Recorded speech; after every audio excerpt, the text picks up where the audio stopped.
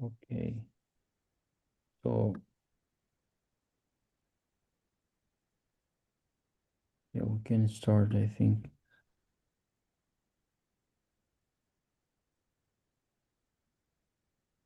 So, hello everyone, and welcome to NG Asia. We are very excited to have you with us today. NG Asia is all about bringing together the Angular community across Asia and beyond. Learn, share, and connect. Today we have a very special guest, Manfred Steyre, a trainer consultant with a focus on Angular, Google developer expert, Microsoft MVP, and well known author at O'Reilly and many other platforms. He is one of the most recognized expert in the Angular community.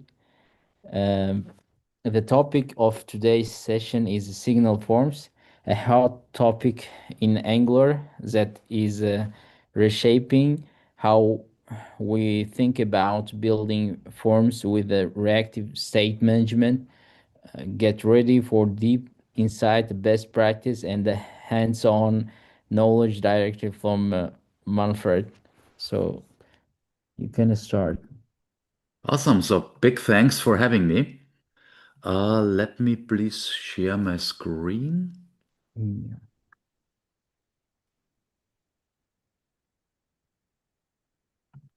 And here we go. Awesome. Yeah, so thanks for having me. This will be about an awesome topic because it's really a missing link in the entire signal story, in the entire reactivity story that Angular started with signals. It's signal forms. And what I want to implement today together with you is a form that contains almost everything signal forms can do. For instance, if you look here I have a multi-field validator. Round trips are not supported because I want to go from Graz to Graz. This is about flights, obviously. And so going from A to A, from B to B, from C to C is not supported. Multi-field validator. But we also are able of delegating down messages from a multi-field validator to a field level, something that was not that easy in the past. We do a lot of validation on the field level itself. Here you can see there is an asterisk which tells us this is a required field. We implement several custom validators, a synchronous ones, and so on. And we also read metadata. Also, a nice feature of signal forms. Each and every validator can place some metadata about the field for the field in the data structures, and we can read it and display it. For instance, that we expect 3 to 30 characters. What do we do else? Well, we do conditional validation. When I have a delayed flight, there are some further rules for the flight. Also, something that was not really possible before. We use custom controls. This is quite a simple custom control that allows me to add 15 minutes or to take 15 minutes of delay.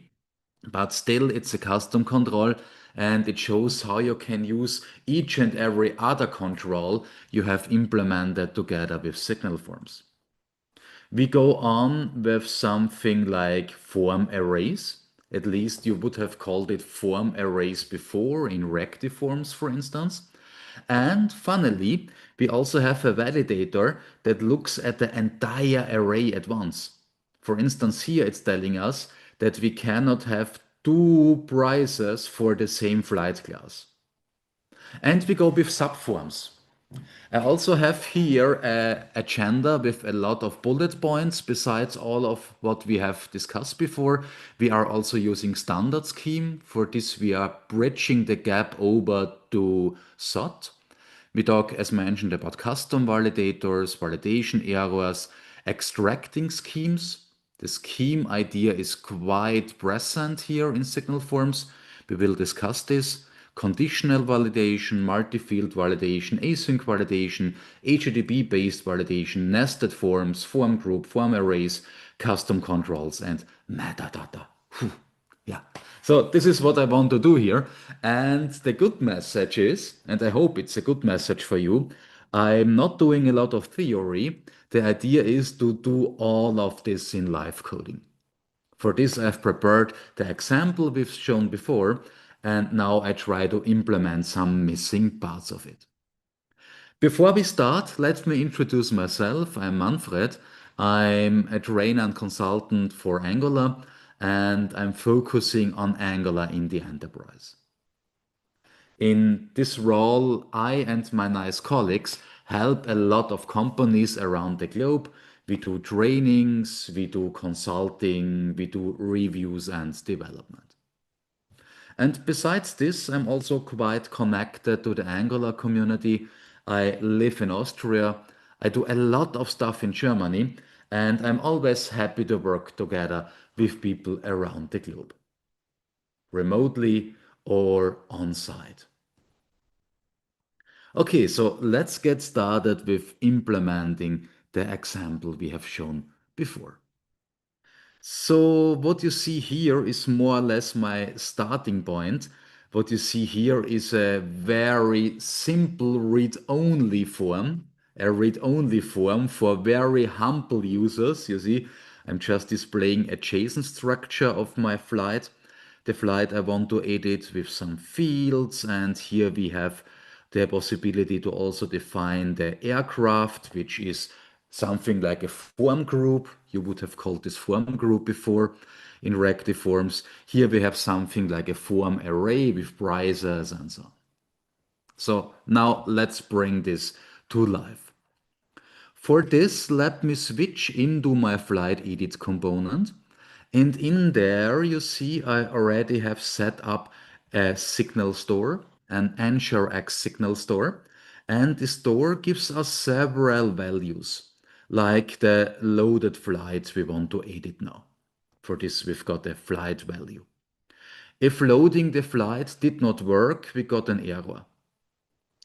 And here I have a boolean that is calculated, and this boolean is true when we don't have an error and when the flight ID is not zero. Meanwhile, and I think this is a good practice, I'm using null objects a lot. I'm using null objects instead of null and undefined because you know the strict type in TypeScript demands us to do null or undefined checks.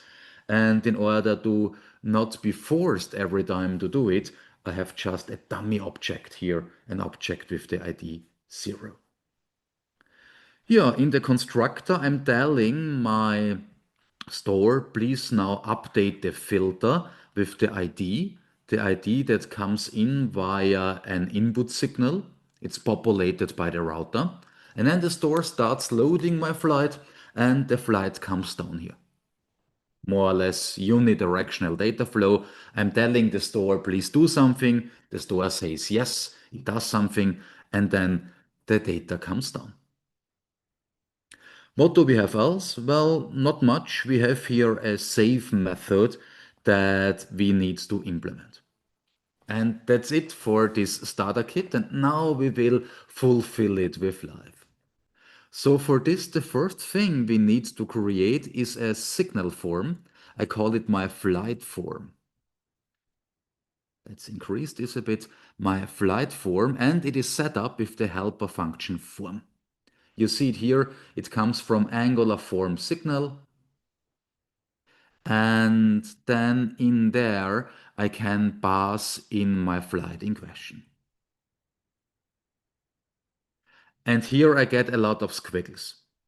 It tells me, hey, Manfred, you need to pass in a writable signal because usually a form is using two-way data binding. We want to write back to the object, but you only have a deep signal, which is a special type from within the signal store. And a deep signal is something like a read-only signal with some additional features. So somehow we need to convert this read-only signal to a writable signal. And finally, both make sense. On the one side, it totally makes sense that it is read-only. because a store is responsible for managing data. That means the store wants to make sure that we only can update data in a well-defined way.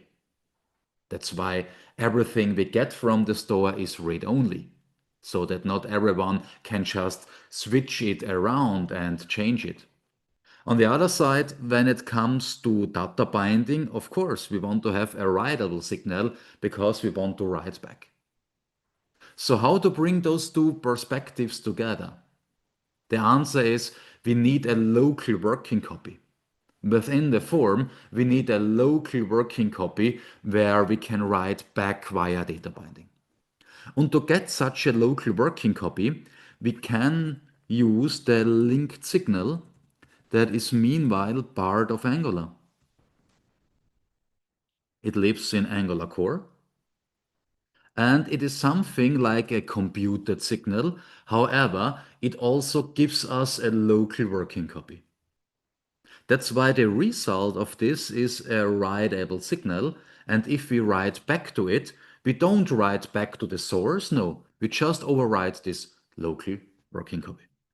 And now you see it works with our form. Awesome, isn't it? So the second thing we can do here with our form function is we can pass in a scheme that describes the data structure. A scheme is a lambda expression or a function, most of the times a lambda expression. And this lambda expression takes a path that points to some data item within my flight. So just imagine the flight would be hierarchical. It might have some sub entities or sub objects. It might have an array with some objects, with further arrays with objects. With path, we can just point at a given location within this tree. For instance, we can point to the ID or to from or to do or to our aircraft or to the registration number of the aircraft. So what I'm doing here is I'm saying, hey, I want to make some fields required. For instance, from and for instance, to. And then I want to define a min length. Also, this comes from Angular form signals. I want to have 3 characters at minimum for from and for do. And you can imagine that we find here functions for all the usual built-in validators we also know from reactive forms and template-driven forms. But for this demonstration, I just go with required and min lengths. Besides this, we have, of course, max lengths, min and max and pattern to check against the regular expression. Stuff like this. Okay, cool. So this here is now an object that represents my entire form. And it allows me, and this is a big difference to a traditional signal, to bind to each and every property in there. Even though if I have nested properties like within aircraft, the type and the registration number, I can directly data bind to it. Let's try this out. For this, I'm taking this flight form and I'm now adding here the control directive, which also comes from Angular forms signals. So if we go here upwards, you see it here, control Angular form signals. And this can now be used to data bind our template.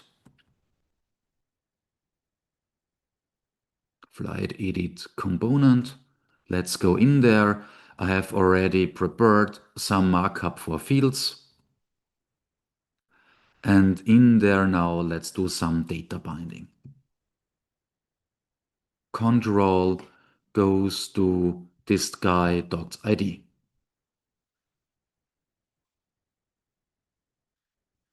And here we are binding to from. And here we are binding to. And here we are binding to date. Then we have a checkbox for delayed and an input for the delay if there is a delay. Yeah, that's it more or less. So it's really that straightforward. And besides this, I can also print out some validation errors if there are any. For instance, I could here say, and this is really similar to the other form types you already know, let's go form, into the flight form, yeah. So I would really have expected the TypeScript language server to give me some assistance here. So let me restart Studio Code. Somehow it seems to be a bit scared. We will find out. No, no, it works. Okay, great. So here I want to go to flight form. I want to go down to my ID. And in there, in the ID, I have my errors array. An array that holds all the errors that have been found, like it is required and you did not provide a value and so on. So let's print this out with the JSON pipe for the time being. Let's repeat this for from.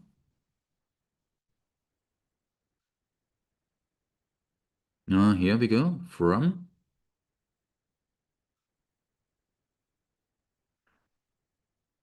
And errors. And let's repeat this for do.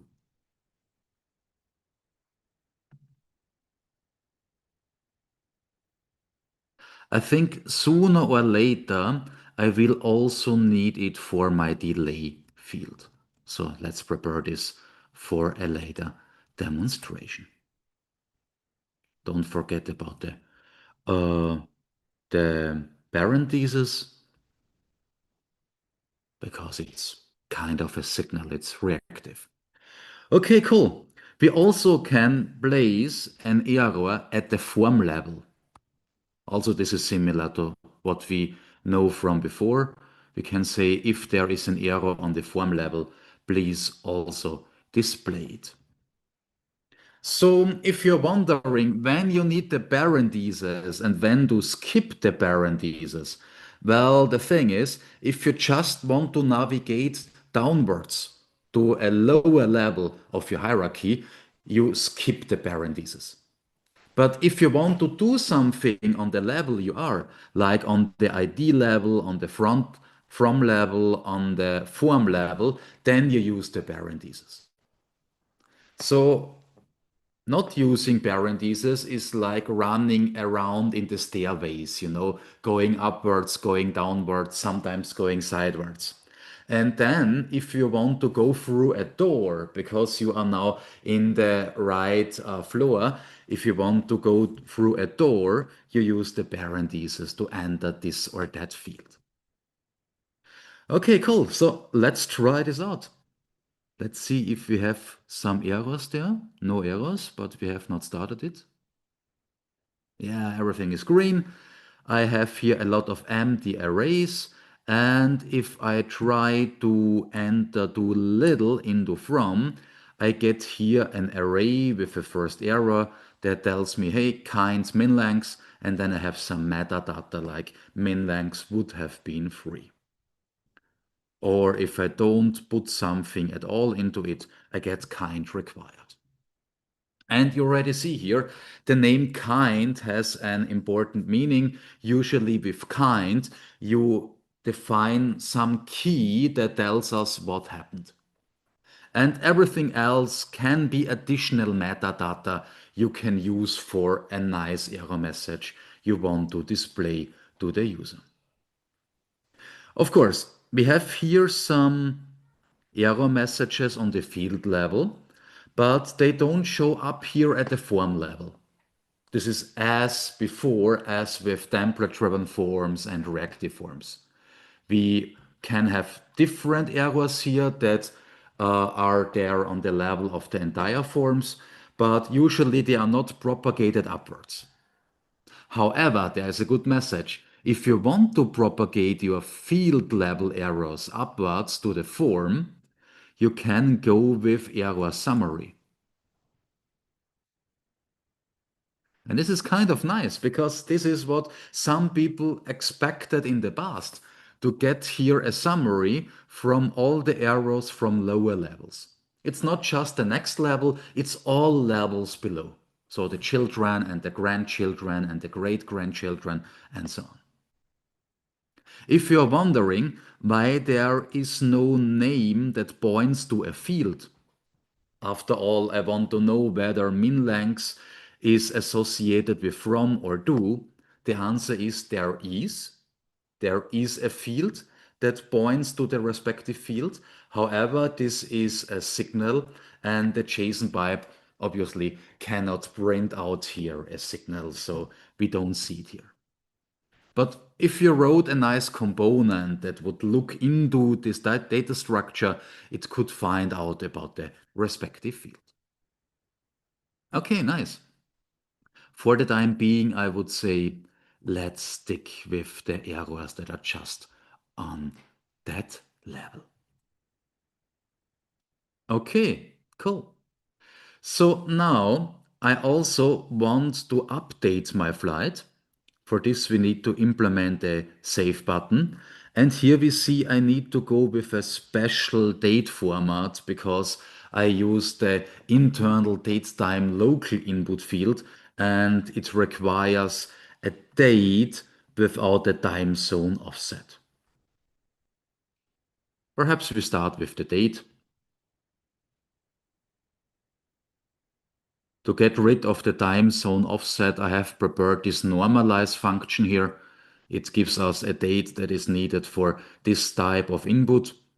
And yeah, normally I don't use this type of input. Normally I use something from my design system. But just to keep the example simple, we want to concentrate on signal forms after all. I decided to go with browser built-in stuff. So here within our linked signal, let's call normalize. And yeah, that's fine, seems to work. And now let's here implement our save button. For implementing the save button, I can tell the store to save my flight. There is a method save flight. It's implemented with the mutation API from NGRX toolkit, from our NGRX toolkit. The mutation API is somehow a counterpart to the resource API. You know, Angular officially only gives us resources. Here in the toolkit, we have also the counterpart, the mutation API, for sending data upwards to the backend or to somewhere else. It has been highly influenced by DanStack query and by some ideas of Marko Stanimirovic from the NGRX team. Okay, save flight takes here a flight, the flight we get out of our form. So we can just grab the value here, flight form. We can just grab the value here. And so we can send up this value upwards. Save flight is an async operation. So let's await the result. And let's make here a promise out of it. The result itself has a status which can be success and error, but also aborted. And that's why it's a status and not just try catch, because we have those three possibilities. I think success and error is clear, but what's about supported? Well, in there, in this mutation API, we support the known RxJS operators like merge map, switch map, exhaust map, concat map. And you know, if you go with switch map or exhaust map, a request might be aborted. And this is what we get back here.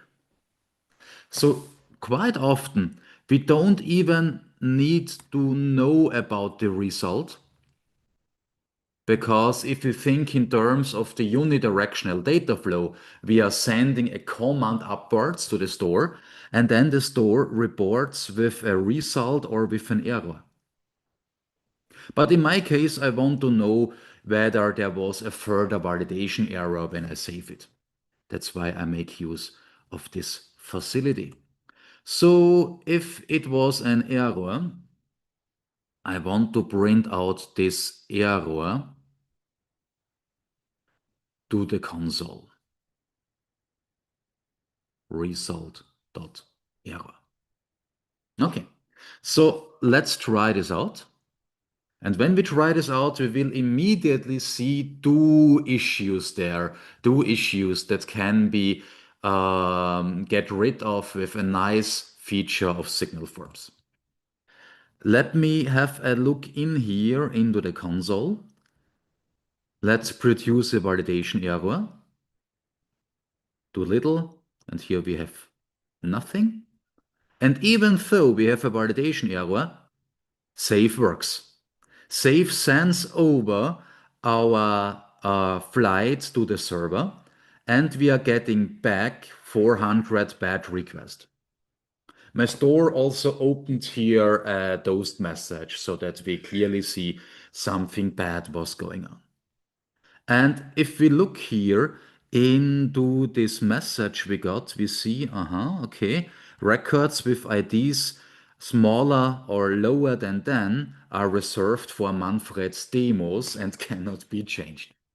Yeah, it's nice to have this error message here on the console, this error message that comes via an HTTP error response, but I guess the user wanted to have it here in the form somewhere. And doing this, first of all, preventing that an action is executed when there is a validation error, and bringing back another validation error we got during the server-side action into the form can be nicely done with an awesome function we get here from the signal forms. And this function is called, let me place it down there, is called submit. Submit. Also comes from Angular form signals. And here I can now pass in my current form, this flat form, and I pass in a function, usually in the form of a lambda expression, a function that takes the form, a function that is only called when there is no validation error in the form, and then here we can do this stuff. So this is async one more time, async, here I go with await, and in there, I don't need a this, I don't need a this here. I'm getting back the result, and then I'm just assuming that the result is an HTTP error response. HTTP error response, result.error. And this response usually has a message. And I don't want to write this message to the console. I want to put it back into my form on the level of the form itself. So what we can do here is just returning an error object with some kind that makes us remember, oh, there was a server-side error. And further information like a message. Or further metadata.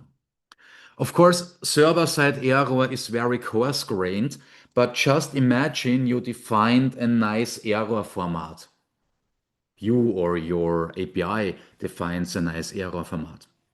Then you could use here error types that are directly pointing to the real error.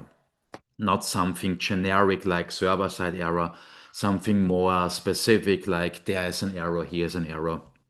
Then you might perhaps even place here the name of the respective field so that you can delegate down the error message to the right field level. Okay, if there is no error, we can return null. Not complaining is praise enough. Awesome. So that's it, more or less. And if everything worked, then save will not work when there is a validation error. And if we get back another error from save flight from the backend, it should be put back to the form. So let's have a look here. I have a validation error. I say save and nothing happens. We can also see it here on the console or in the network tab. Nothing happens. We see that we don't see a thing. And if I say, okay, Hamburg, and if I try to update something with the ID 1, then bang, error saving flight. And now, look here, it went back into our signal form. And because we didn't specify a certain field, it went back to the field level. Awesome, isn't it? I mean, we all can imagine that we implement here a nice component that is nicely displaying this message or a default message the kind is projected to. And this is also what I will do in one of the later parts of this live coding. Actually, I have prepared such a component that is just getting this array with the error messages, and it will then print out nice, beautiful, human readable error messages. Okay, cool. So now let's try to implement a custom validator. Let's say, hey, people, we only have some allowed cities because we are a very tiny flight agency, tiny but emerging.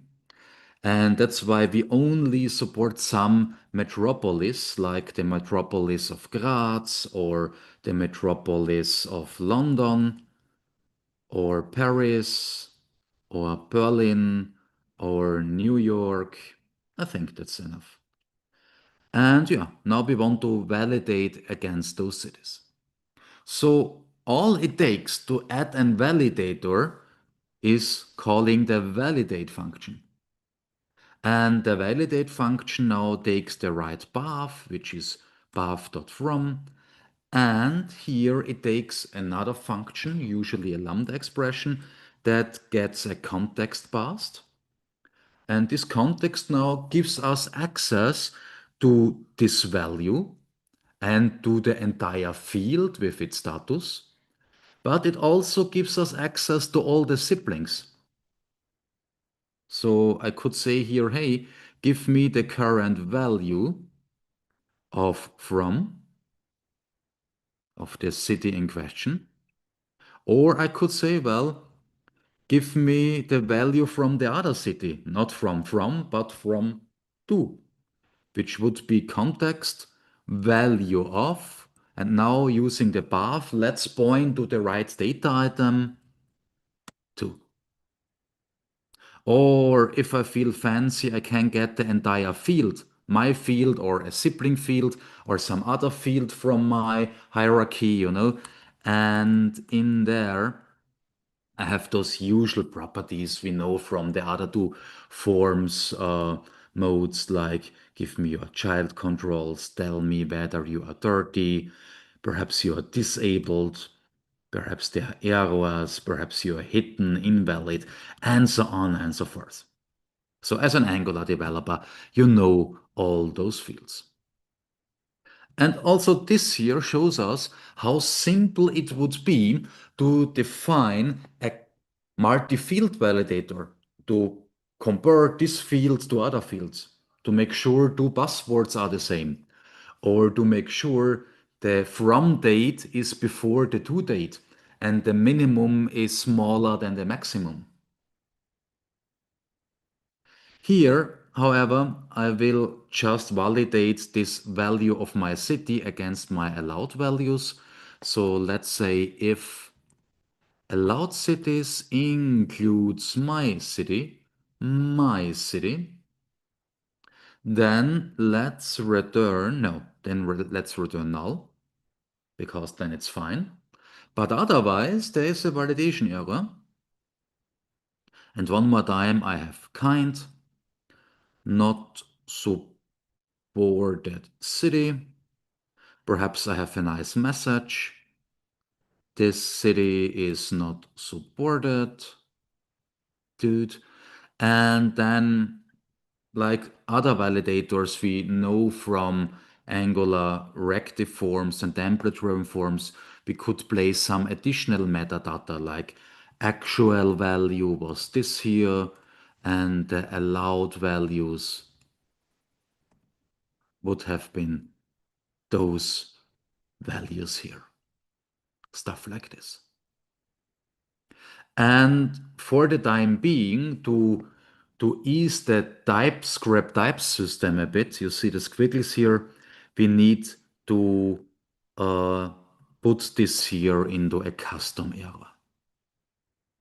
So let's see if we can get rid of this eventually, because other validators also support returning such an object, but here we need to just pass it to custom error.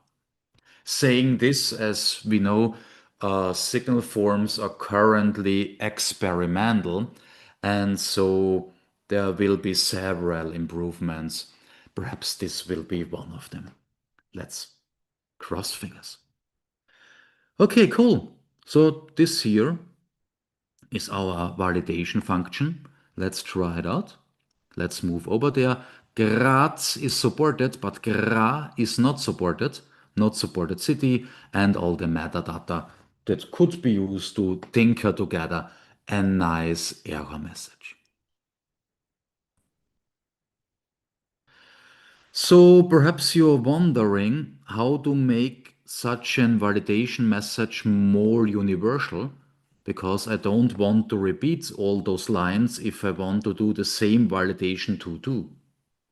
And the answer is, well, just extract it to a function. Let's call it validate city. And I really want that this function is not knowing the entire flight. This would not make it that generic. I want that it just needs to know about the respective field, from or do. Let's go in there. Here the path now is a field path, let's type it, of string, because I want to pass in from or do, and the allowed cities, and then the entire path points to my data item I want to validate, because it's now a field path of string. And that's it. So I think this is really straightforward, especially if you used something like template-driven validators in the past. That's really beautiful, isn't it? By the way, most validators, especially the built-in validators, allow us to pass in a specific error message, like please enter a value. And this error message, and also this is nice, can not only be a string, but also a lambda expression that takes the context. You remember the context that gives us access to the current value and to the status of the current field. And in there, we could now ask the context, please give us the metadata. Give us the metadata that has been stored by this validator. For instance, here minlength has a metadata field minlength with the value 3. Let's try this out. So, message, please enter at least placeholder characters. It's so important to have character nowadays. So let's go in there and let's ask the context about the current field.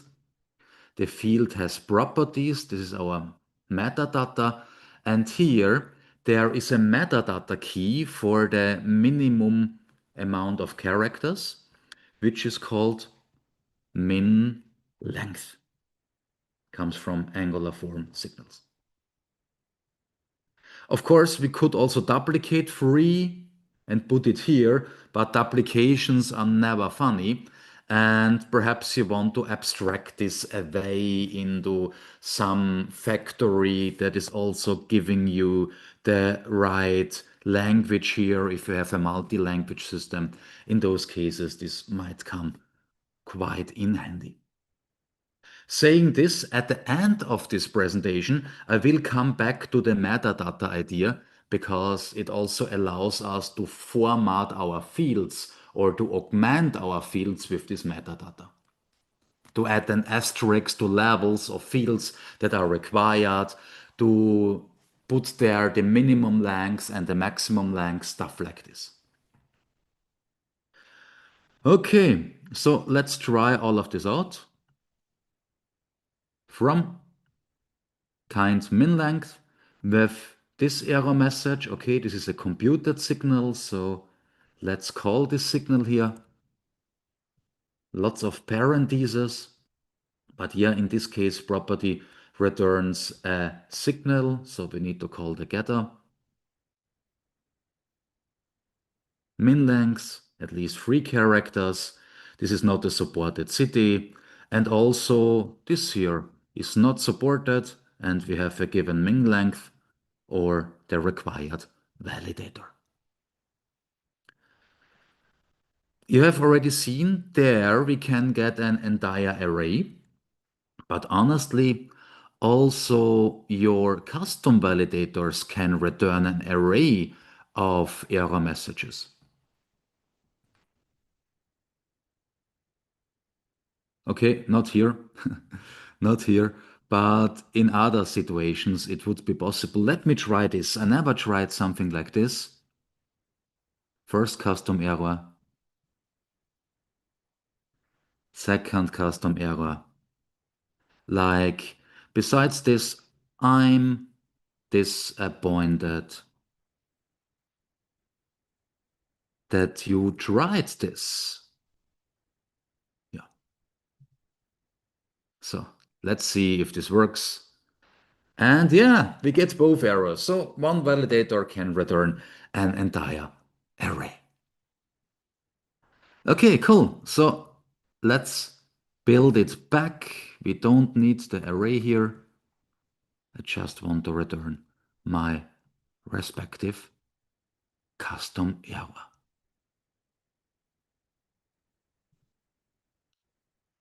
Okay, cool. Perhaps you say, yeah, this is somehow nice. I can now define my schemes for my data types, but somehow this is bloating my entire component. All those rules, it's just too much for my component. And yeah, I feel you, and that's why it's a good idea to extract your scheme.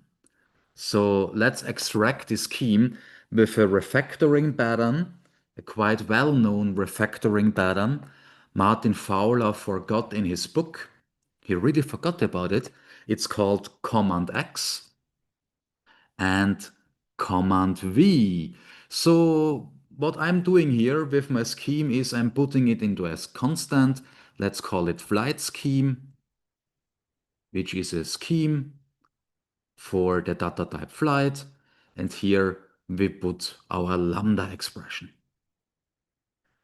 And of course, for the sake of demonstration, I'm putting it now here to my component file, but in some minutes I will delete this and use a scheme in a different file. Because I guess usually we would not have all of this in one file. So while single file components is a thing, single file applications is not. That's why I will extract this in some minutes. Okay, but just for the sake of demonstration, we see it here. We have the form helper. I'm passing in my scheme, regardless of where it comes from. And yeah, Bob's your uncle. Still works. Cool. Okay, now let's get rid of this local scheme. I tell you a secret, I have already prepared a scheme in my flight model file. Just imported this, let me move over here. And here you see I have not just set up the structure of my flight, I have also set up here my initial flight, my null object, and here we have my scheme. And so far it has more or less what we have discussed so far, and a bit more, like round-trip validators and async validators. And here we have a first to-do, a to-do that tells us, hey, let's try to go with standard scheme. So standard scheme is really a beautiful thing. Perhaps you know about schema validation libraries like SOT. There are several of them, but I think SOT is the most popular one. Very likely you also have a SOT scheme, especially if you go with Node.js in the backend, then you have a nice scheme describing what's allowed there. A scheme that is used in the backend uh, so that the API knows if it can accept this or that request, or if it shall say, well, this request was not complete. And if you don't have a SOT scheme, then perhaps you generate one with your Swagger document, Open API. Perhaps you have a nice code generator, or perhaps I did this now and it worked quite well. You use some AI to get out of Swagger and your JSON scheme, your SOT scheme. So this is what I did here. This is my SOT scheme for my flight, at least for a part of the flight. And here we see the data types. We see here we have a Boolean string and a date, a number that is an integer. We have a minimum amount of characters. We could define a maximum amount of characters. I don't know, 20, and so on. Okay, so let's assume you already have this flight scheme or you generate it out of your Swagger document. Saying this, if you go all in with schemes, then you can also generate your TypeScript type with SOT Infer. I don't do this here because for the other demonstrations I already have a flight data type, so let's skip this, but let's use the flight scheme. Let's go over to my flights data type, and here let's call validate standard scheme. Let's put in the path. Let's put in our scheme. Let me have a look here what's going wrong. So I really think that should have worked. Yeah, I had this today when I did my stress rehearsal. In my very case, the date is a string.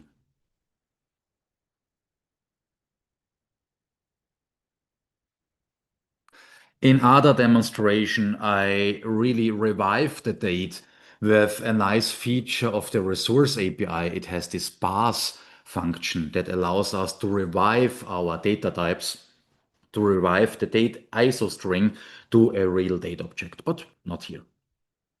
And yeah, then it also works with the compiler. So let's try this out. I'm typing in Doolittle. And because of this, I'm immediately getting is an error message from my generated standard scheme that tells me, well, it's too small. That's really awesome, isn't it? So let's try it again with the maximum. Maximum 20. Okay, so yeah, it's too big, maximum 20. And now, if we recapitalize that, let's assume we are under pressure. Let's assume we don't have enough time. Let's assume we need a new form quite quickly. Well, it would be a quite easy way to don't write any validation logic here, but just delegate to a scheme we already have, because in the backend we need it to validate the incoming requests. And besides this, we are also doing this here with the submit function, where we are sending back an error message from our save method to the form. Then we have a very, very simple way and a very quick way of implementing a validated form. Of course, you can improve the usability a bit by adding further validators.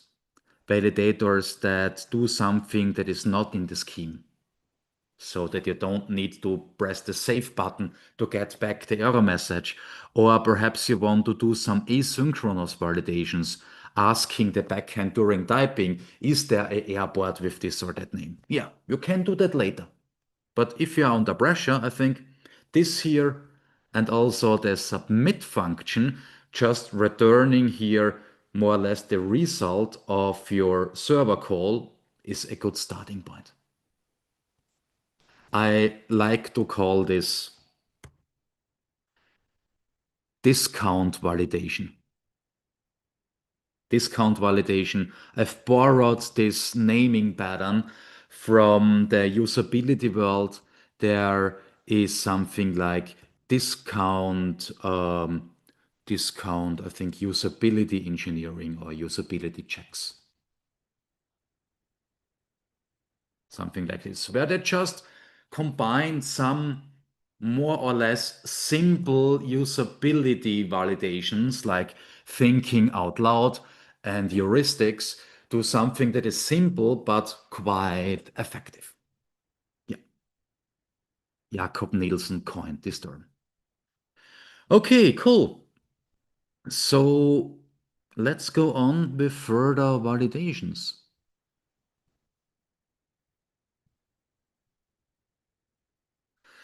What do we have here? We have a round trip validator. What does it do? Well, it works on the flight level. It is navigating down from the flight field. The field here represents our flight. It is navigating down to from, gets the value.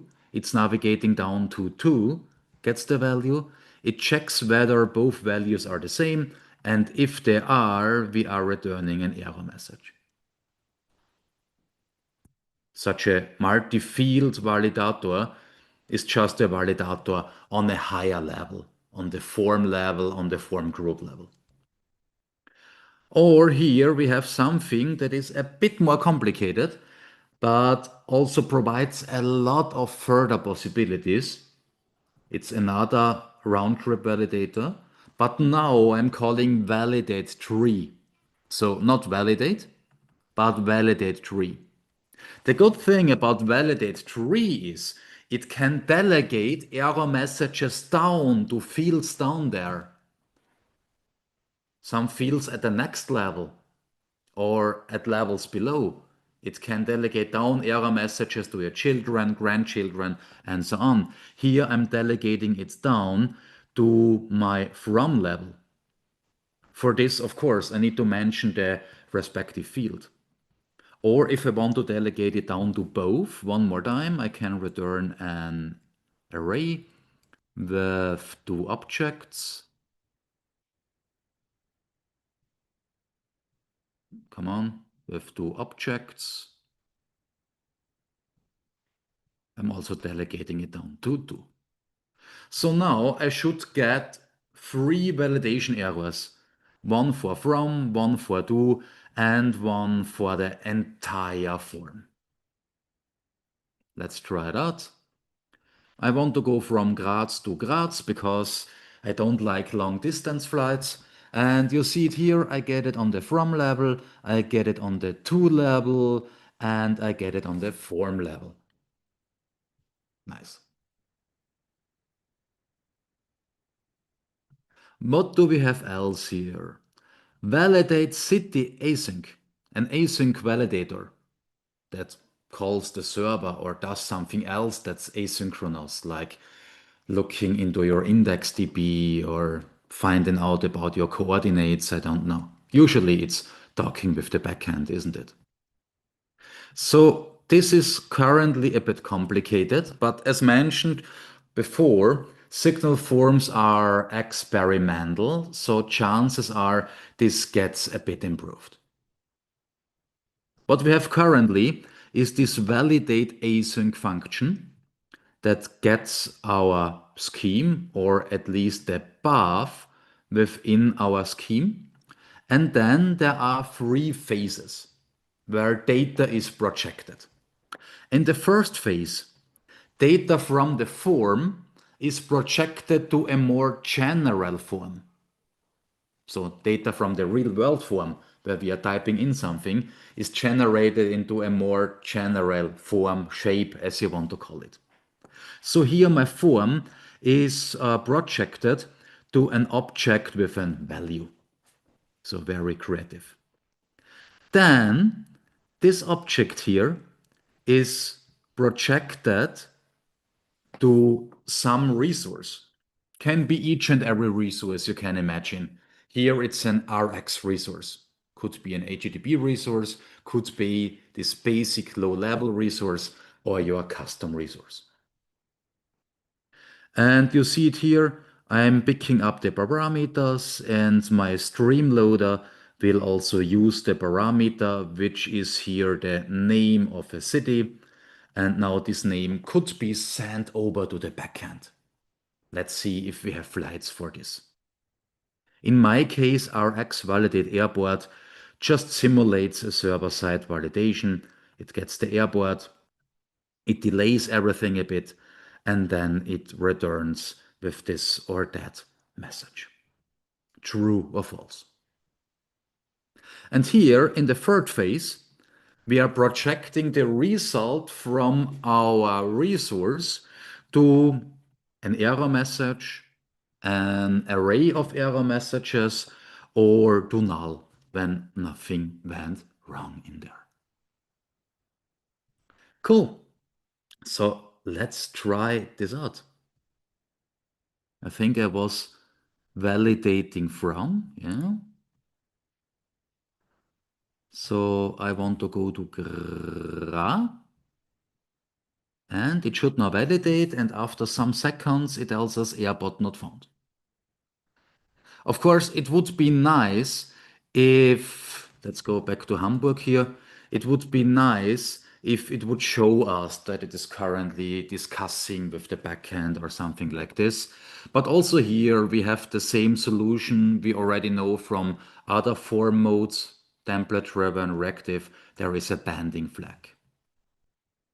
So let's go out there and from, let's say, banding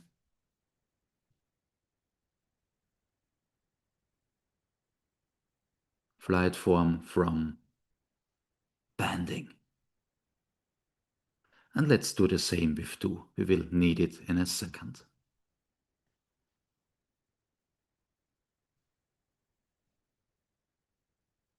Okay. Banding false, yeah, but this will change. We are moving to gr. Okay.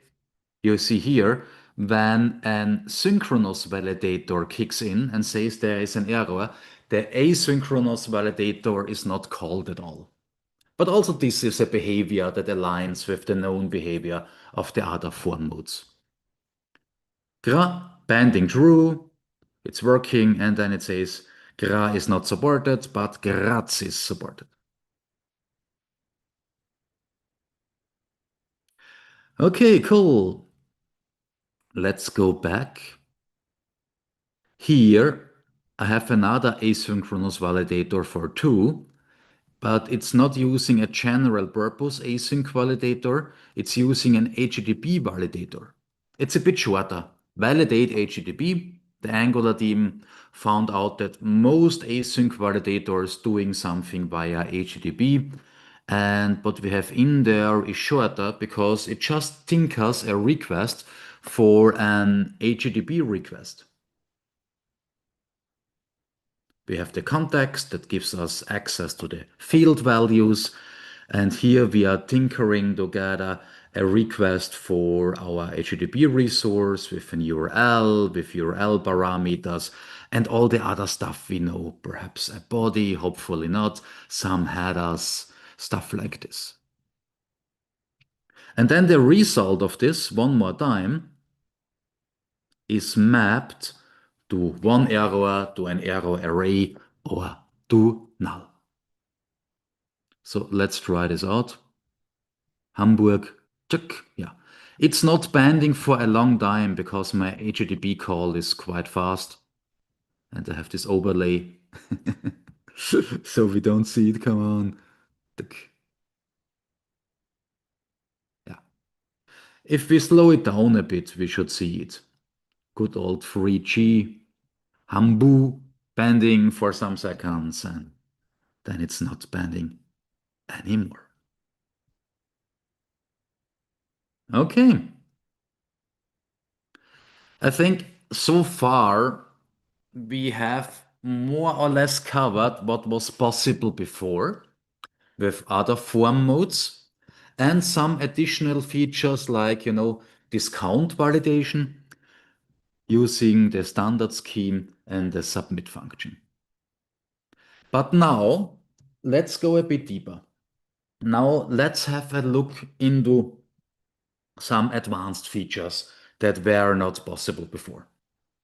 And one of those advanced features is conditional validation. Conditional validation. So what's that? Well, conditional validation is when we just want to validate under given circumstances. And for this, I could use apply when value. I'm passing in my path. I say I only want to validate my delay when there is a specific value. Or let's go with the path here. Context. Let's import this context. Give me, no, not context. Value gives us the entire flight. And only if there is delayed activated. I want to validate my flight form against this delayed flight scheme that has some additional rules. It requires a delay and it has been 15 or bigger. Because, in the country where I live, everything below 15 minutes is perfectly in time. So just beginning with 15 minutes, it's a delay. Okay, I just confused this with a different alternative, apply when. Apply when is giving us a context that is giving us access to all the fields and field states. And here I could say, well, now please context, now give me a value or the field state of this or that. Value of path delayed, and only if this is true, use this guy here. But I think I'm fine here with apply when value. So only under those circumstances I want to be validated. Let's have a look here. I don't have a delay, which is completely fine. However, if I click delayed, yeah, I get here kind required. I need to type in something, okay, 3 minutes. No, here in Austria, this is not a delay, minimum 15, and here we go. Of course, this is quite a simple example, but please see this as a proxy for all the other more complicated cases where a value or a value combination defines whether to validate an object this or that. Perhaps you have different kind of flights, traditional flights, two-way flights, flights with several segments, and you want to apply different validations to them. Okay, saying this currently, the required validator has a when property, where you can also define that only under some circumstances the required validator kicks in. For some reason, currently we only have this for required, so let's see if also other built-in validators get such a when, or whether it will be removed in favor of apply when value or apply when. There is another cool feature that somehow correlates with this, but goes far beyond validation. I can disable fields. There is something like disabled here, where I can say, hey, under some circumstances, please disable my delay. What circumstances are those? Well, let's get me the context. Let's get the value of my delay. Or let's get the value of delayed is delayed.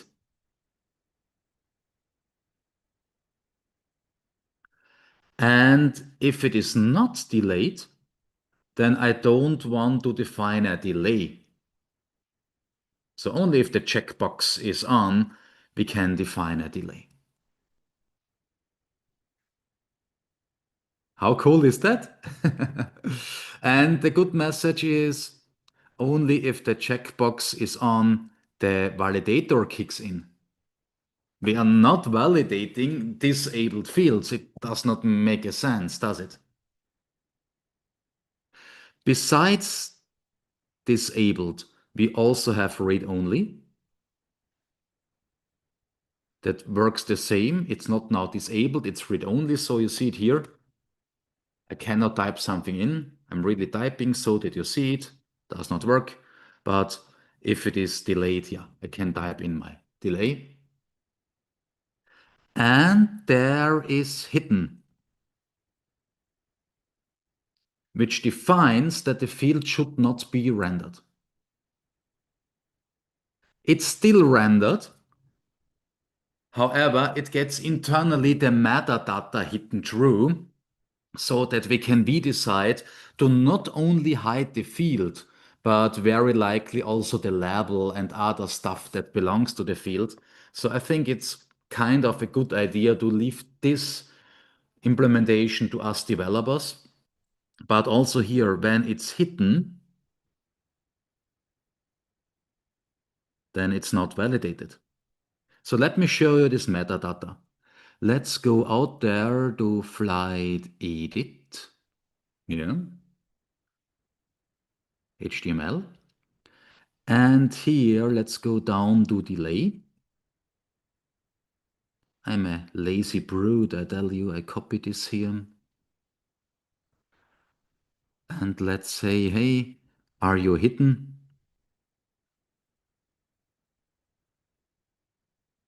Then say true. Hidden false. Hidden false. Delay. Is delay hidden? Hidden true. Yeah. So it tells us, hey, I'm hidden. Please look at me. It's for very honest users, you know. It's like playing hide and seek with a small child, with a 3-year-old. They think if they are closing the eyes and so they don't see you, you don't see them either. It's a bit like this. Just kidding. It totally makes sense for me that here this is our task to hide the field because usually, as mentioned, I not only want to hide the field, I also want to hide everything around it. So let's say here, if you are hidden,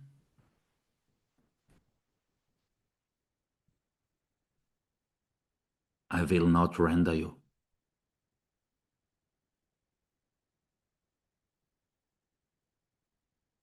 If you are hidden, I will not render you. If you're not hidden, then I'm going to render you. Yeah, looks good, doesn't it? Awesome. There is another tiny thing that can be usable when it comes to disabling your stuff. So let's put hidden here and let's put read only here and let's put disabled here. So I will just keep them here so that everything is documented, but I will use a different version of disabled. The thing is, disabled can not only return a boolean, it can also return a string with a reason why this is disabled. So I could say, in this case, the reason is because it is not delayed.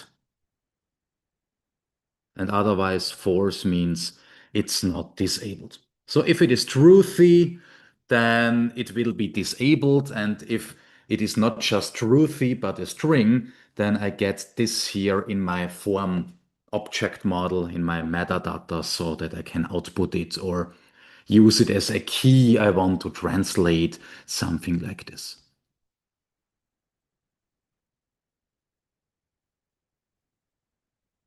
Yeah, you see, the Angular team seemed to really had a lot of views into a lot of production codes. It seemed like they really analyzed a lot of pain we developers have with forms, and so they implemented a lot of goodness for us to lower this pain. Okay, so here I say if this guy is hidden or if it is disabled.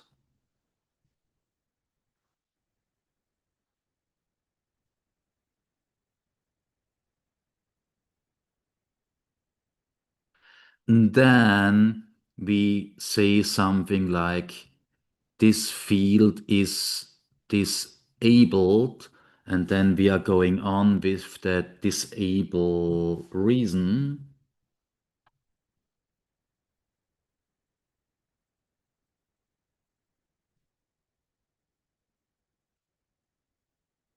Disabled reasons could be more than once, yeah, could be more than once. So let's pipe it to JSON. Or perhaps you want to iterate it or want to put this code here into a nice reusable component that shows the reasons. This field is disabled because it is not delayed or because flight is not delayed. Bang! Really love it. A tiny but a fine addition that really makes our lives easier. Okay, cool. Now I have something else for you. I want to work with subforms because if you look here, our form is already pretty huge, isn't it? So let's get rid of all of this here. Also about that guy on that level. And let's uncomment this. Some components that render a part of my form. We also did this with reactive forms allowed in the past, I guess. Okay, let's import the missing imports, the first one, the second one, and the third one, and let's save this file that now got those additional imports. So what I'm rendering here is the flight itself, but also the prices for the flight. We remember prices is an array with price objects and information on the aircraft the flight is carried out by. And as you see here, all I need to do is delegating down a field. It can be my entire form or just a group of my form or perhaps just an array of my form. And in there, let's look into flight. We just need an input that gets a field of data type. Here it's a field of flight, other where it would be a field of aircraft or a field of price array. In my template, I'm unwrapping this because it's an input, which is basically now also a signal. It's an input signal to be more precise. I need to unwrap it to call together, and then I can go on with it in the usual way, binding it using my object graph, finding out whether it's binding, stuff like this.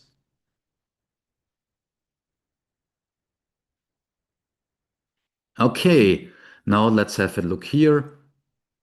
My first group flight, my second group with the prices, where I can add elements to my form array, let's call it form array, and here my aircraft. Okay, this gives us some other stuff we can discuss about. For instance, let's talk about delay. Delay is now a custom control, a very simple custom control. When it is not disabled, this custom control gives us here two links, plus and minus 15 minutes. See this also as a placeholder for all the possible, really more complex custom controls out there. If we look into our component, we see one thing that is really, really funny, namely my custom control delay stepper can be used together with the control directive. How cool is that? Well, you might imagine now, I'm quite sure Manfred needed to do a lot in order to make this work, because we all remember the control value accessor. CVA, the control value accessor. And I'm not sure, but I would say if I would make a top 10 list of the most beautiful and most liked features of Angular, the CVA is not in this top 10 list. Very likely not. It's very likely not a part of the most popular 10 features, because it was really complicated to be implemented. However, now with signal forms, it's a piece of cake.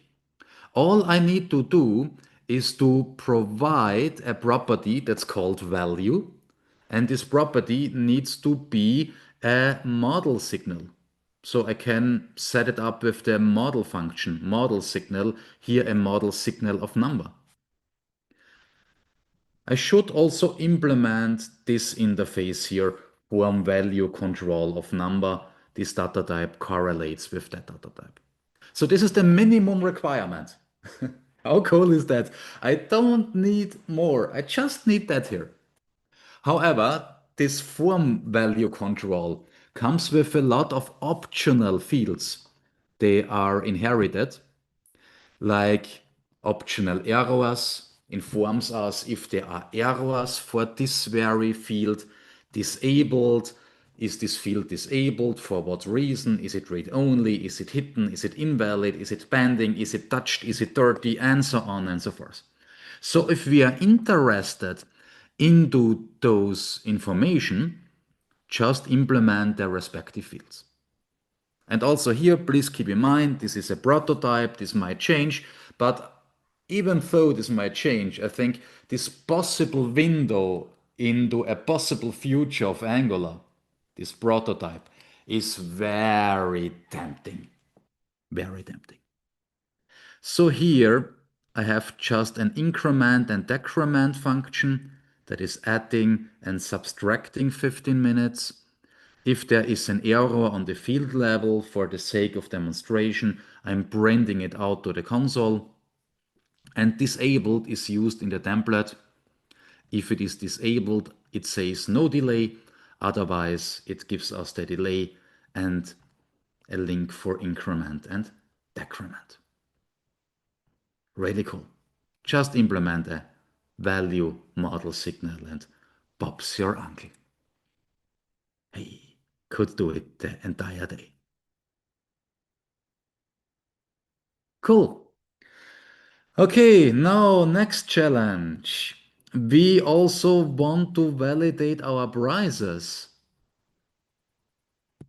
The flight class should be required and the amount should be a bit more than zero because we need to make profit as an airline, you know. So we want to have something like business and 700. So how can we do this? How can we define a scheme for an array? The good message is there is a function called apply each.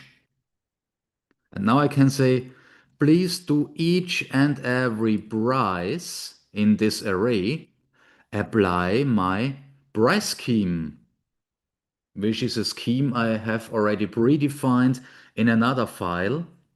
The file I defined my price within and my null object with the price. And here I said, well, the flight class is required, the amount is required, and amount should be greater than zero. Because Stardist found out that a price greater than zero has a lot of benefits business-wise. So now let's see if it picks it up. Add, yeah, there is already our error message. No amount, no flight class. So this here is written out with a helper component. I've already mentioned it, but now we really see it. If I go into price component,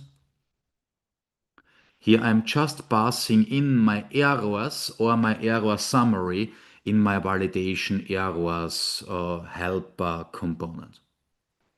And basically it's just going through all the elements of this errors array and then it's printing out something. Sometimes it's using the message. If there is not a message in there, it's projecting the kind of the error message to a default message. So here we have business and economy and something like this. But now let's go one step further.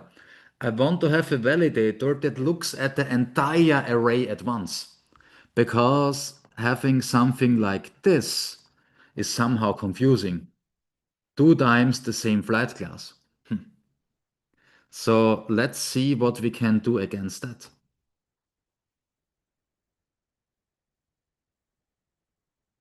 Well, for this, I have prepared a validator that's called validate prices or duplicate prices. And here I'm passing in my prices. And if we look in there, it's now a bit more code, but if we go it through line by line, it's not that complicated. It's a validator for a field path of price array. I'm getting the price array out here of the context, and I have a set where I want to remember all the flight classes I have already seen. So we could make this perhaps a bit more self-explaining by calling it seen or already seen or visited. Quite often it's called visited in those graph algorithms. Then we go through the prices. If the fried glass has already been seen, I'm returning an error message. I'm saying that's not allowed. Otherwise, I'm just remembering the seen fried glass and then I'm going on with the next one. If we don't found out about an validation error at the end, I'm saying null, which means no error. Okay, let's try this out. Bang, bang, bang. I need to have business. Let's increase prices. Economy and business again. And as this is confusing, I get here this error message by looking at the entire array at once. So let's change the name here to wood class, the wood class down there, hidden within a suitcase in the luggage area. Please don't try it out. Don't do it. Okay, cool. But it's cheap. So yeah. Okay, nice. What do we have else? Well, perhaps I have some validations for my aircraft, but that's now an easy one. Let's get rid of all those to-dos I already implemented. Duplicate prices. Now let's go on with the aircraft. Well, I could say apply. Apply another scheme to my entire path or to some sub-path like aircraft. And for this, go with the aircraft scheme that says registration and type is required. And also now, yeah, enter a value, X and Y. Cool. I have one more feature for you. One more feature that is really funny. I've already teased it a bit, namely working with metadata, metadata. We can define metadata for all the fields on all the levels of our path. And as mentioned before, some validators already do this. If we apply the required validator to a field, this field gets the metadata required true. Or if we apply the min length to a field, it gets the metadata min length with the value 3. So the idea is now to read this metadata to provide the user with some information, perhaps next to the field name, so that the user knows upfront what to type in.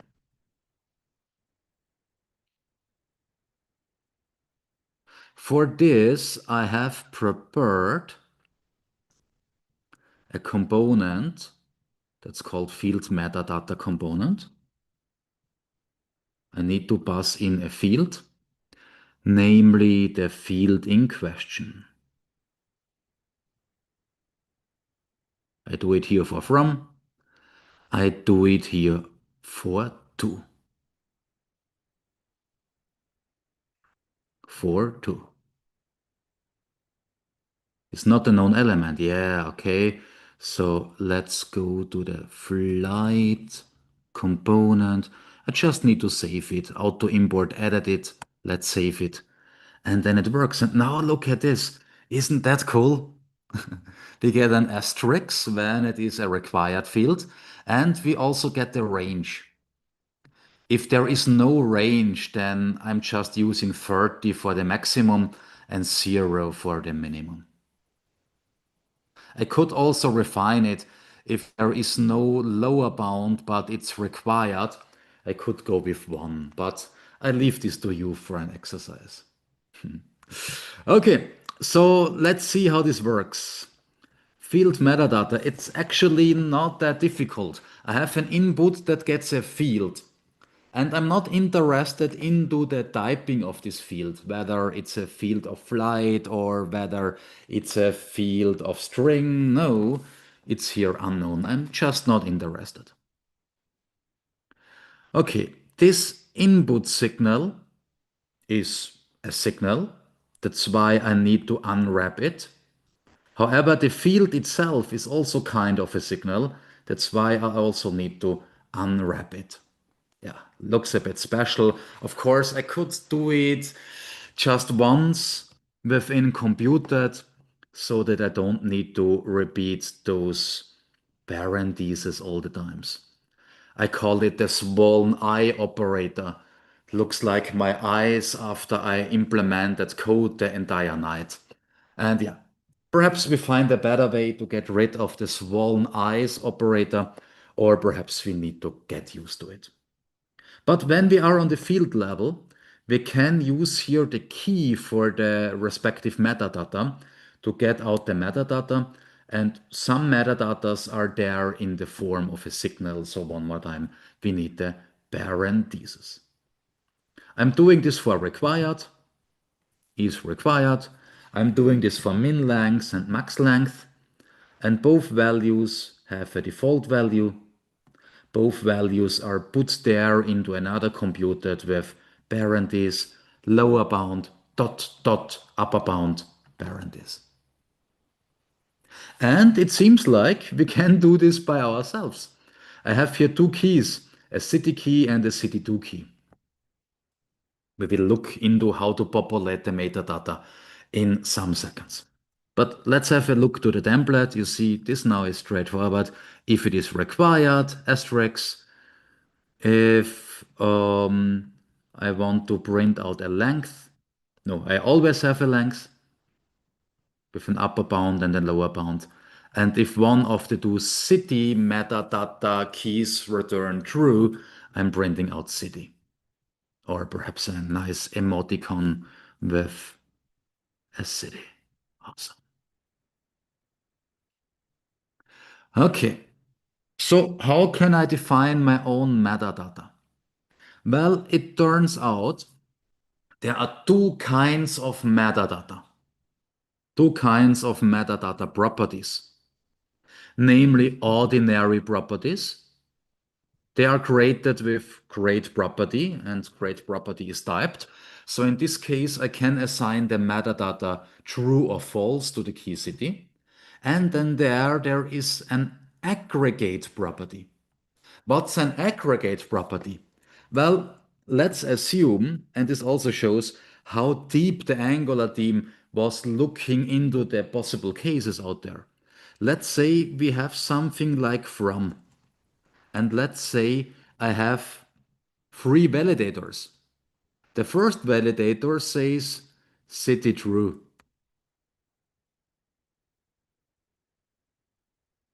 or city2 true.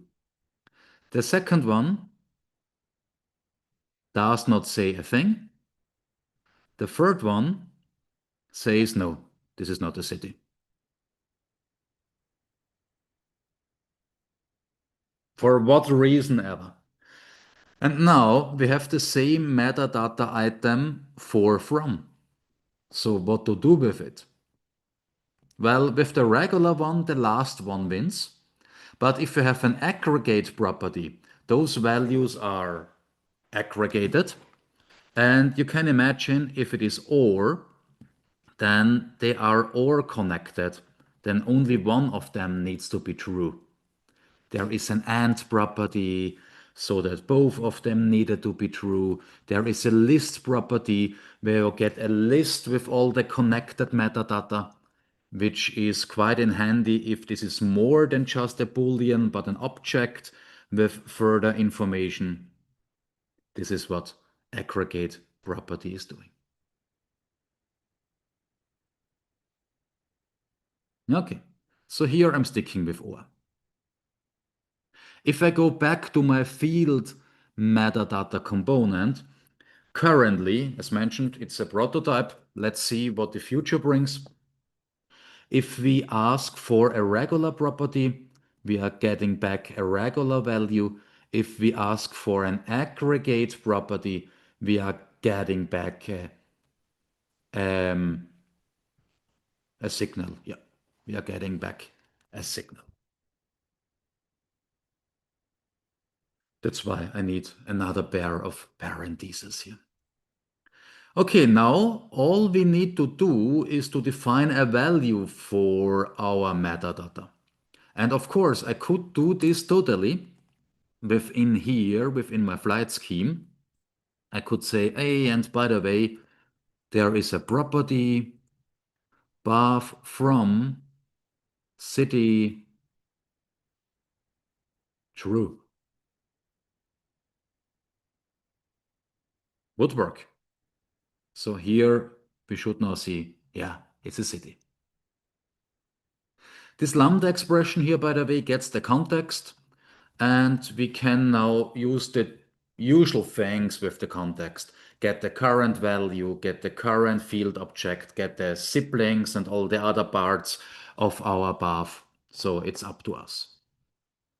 In my case, I'm just saying true.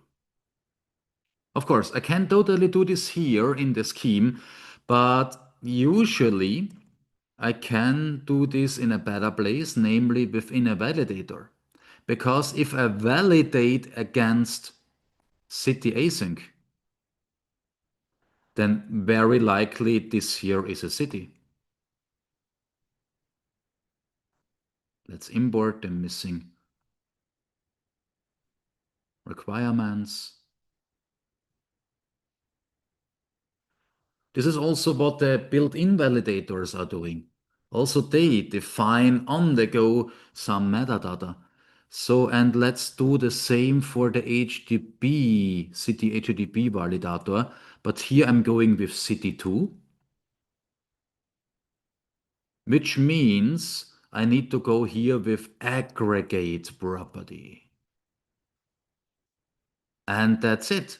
So here now, for from and to, I see, yeah, it's a city. So don't type in something else, type in the name of a city. Yeah, so I hope I managed to motivate you for this awesome prototype. We really looked in a lot of different features. And if you want to learn a bit more, then look up this free ebook. It's meanwhile in the second edition. You can download it for free and it contains a lot of information about signals and so on. And if you want to learn a bit more on our website, you also find trainings for modern Angular, where also this topic, but also other topics like, reactivity, resources, signals are a big part. So check it out, download this free ebook now, and check out our trainings. Yeah, Yeah, that's it, more or less. So thanks for having me. I have already uploaded all my material, my slides, but more importantly, my example to my blog. You find it linked on the first page. There is an thumbnail for this presentation where everything is linked, also the ebook. And feel free to follow me on social media, X, LinkedIn, Facebook, Blue Sky, whatever, to stay in contact. Thank you. okay. We have some questions from users. Mhm. So I will start the okay. Uh, question from a Shahrukh. How well do signal forms integrate with the large architectures like NGRX or other state management libraries? Mhm. Yeah, so in my opinion, they really integrate nicely because we have seen it today in the flight edits component.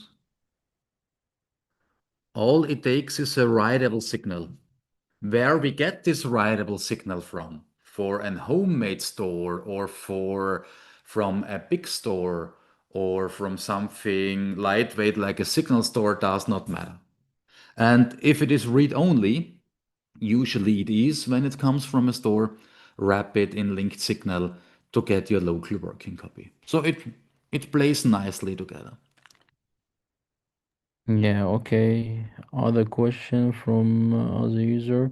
Are Signal Forms fully compatible with the existing Angular Forms API, or do we need refactor when migrating?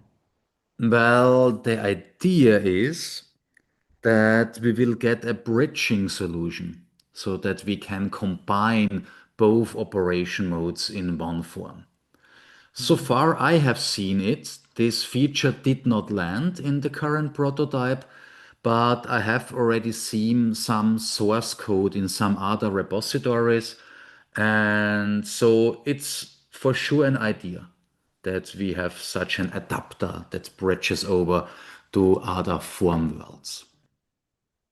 Okay.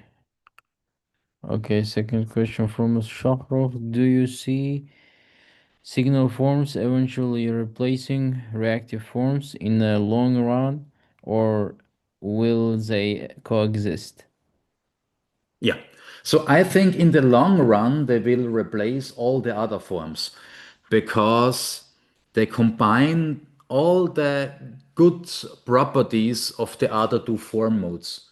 They are as simple as template-driven forms, just switch out ng model by control, and they are as powerful and flexible as reactive forms. But one good thing here is you are not forced to write a full scheme like with reactive forms. You can just augment fields you want to validate with a validator and you can leave all the other fields away. Or you say, oh, let's just validate it against the standard scheme. So it has all the good properties and several awesome properties and features in addition. So yeah, I think in the mid or long run, it will replace the other operation modes.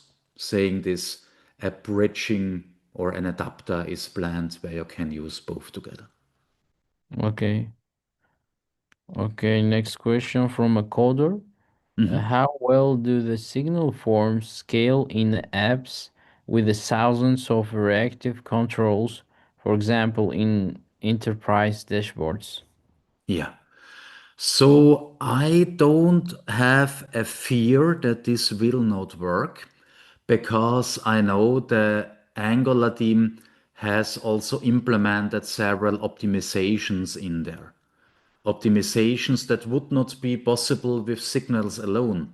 Like if from is changing, we don't want that also do is marked as changed, which would be the case if we just used signals alone, because from is a part of the entire flight.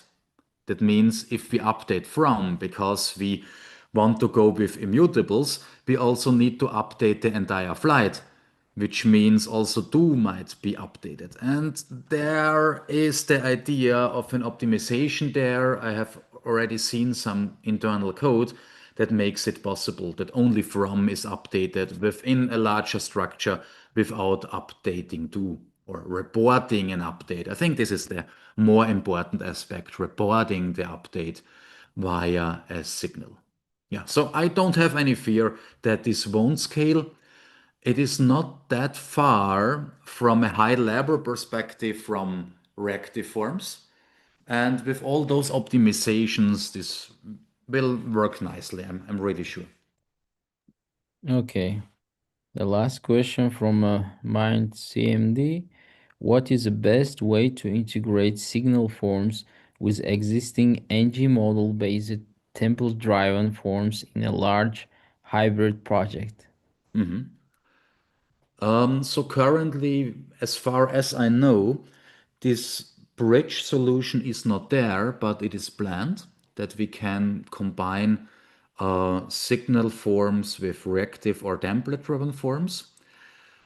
As all of this is a prototype so far, I would say the best you can do now is go with reactive forms. Reactive forms play nicely together with signals. Sometimes you need an effect to batch your form, but this should be doable. And this is also an ideal typical effect for me because it's doing rendering. It's doing synchronization. It's taking the data item out of the reactive flow and is transporting it via the last meters to the data sink, to the form field where it ends up. So this is an ideal typical use case for effects. But saying this, also temperature forms work somehow nicely with signals because NG model can meanwhile bind to signals. Okay. We have a new question from Predhin Sapro. Mhm. We how can we preserve a signal-based form state across micro frontends when using model federation in Angular?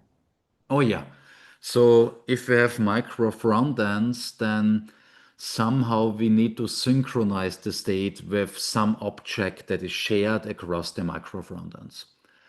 Shared via the global scope or shared because we have just one version of Angular and we have a for root service. So we need to synchronize it somehow. There we could use an effect or something like this. Of course, some people also did this with rectiforms. We could also put the entire form into a shared service, but I don't know if you want to do this across micro frontends. And in general, when it comes to micro frontends, I would share as little as possible. So perhaps just synchronize this tiny amount of state you want to share into a common shared object. Okay, thank you very much. So can I finish it? So let's bring us to the end of today's Angel Azure session. A huge thanks to Manfred Steyer for sharing his expertise on signal forms and to all of you for joining us live. We hope you learned something new and valuable that you can apply in your Angular project. If you enjoyed this session, don't forget to like the video, subscribe to the NG Asia YouTube channel, and hit the bell icon so you don't want to miss our upcoming meetups with the more amazing experts from the community. Thank you again for being a part of NG Asia, and we look forward to seeing you at our next session. Until then, happy coding. Thanks for having me. Happy coding. Bye bye. Bye.